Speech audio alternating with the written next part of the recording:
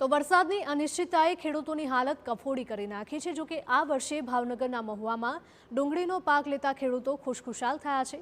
3 વર્ષે ખેડૂતોને મળ્યો છે ડુંગળીનો સારો ભાવ। ભાવનગરના મહુવાને ગુજરાતમાં ડુંગળીનું હબ કહેવાય છે। છેલ્લા 3 વર્ષથી ડુંગળીના ભાવ તળિયે હતા। નિકાસ પર પ્રતિબંધ હતો, પરંતુ હવે ડુંગળીમાં તેજી આવી છે।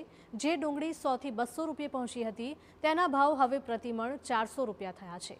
અને ખૂબ સારી ગુણવત્તાની ડુંગળીની તો 800 રૂપિયા હરાજી થતાં ખેડૂતો ખુશખુશાલ થયા છે।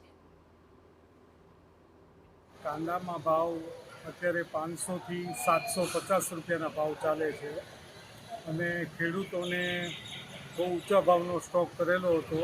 300 થી 400 રૂપિયાનો સ્ટોક હતો। તો હવે ખેડૂતોને થોડા ઘણા પૈસા મળશે એવી શક્યતા લાગે છે। તો ગવર્મેન્ટને ખાસ રિક્વેસ્ટ છે કે આ ખેડૂતોને તક મળે તો સારી વાત છે। બાકી 2 વર્ષથી ખેડૂતોએ મોટે પાયે નુકસાની કરેલી હતી। કાંદાના ભાવ હાલ અત્યારે સારા થઈ ગયા છે। 800 રૂપિયા આટલાના ભાવ થઈ ગયા છે। તો જે 3 વર્ષથી ખેડૂતો રોતા રોતા ડુંગળી વેચતા અને જે માલ ભર્યા હતા ત્યારે કોઈ 3 વર્ષથી 1 રૂપિયો કામ્યો નથી ને ઓણસાલ જે ભાવ થયા છે એ બહુ સારું કહેવાય।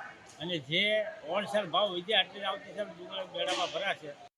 તેના સારા ભાવથી હવે ખેડૂતોને પણ ડુંગળી પકવવાની હિંમત મળી છે। બીજી તરફ વેપારીઓને પણ ફાયદો છે। સારા ભાવથી વેપારીઓ પણ મોટા પ્રમાણમાં સ્ટોક કરશે।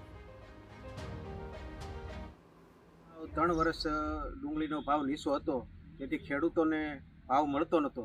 અત્યારના સમયમાં ખેડૂતોને સારો ભાવ મળે છે, એટલે ખેડૂતો અત્યારે હાલની ઘડીએ ખૂબ રાજી છે આ ભાવથી, ને આવો ભાવ ટકી રહે એવી અમારી લાગણી છે।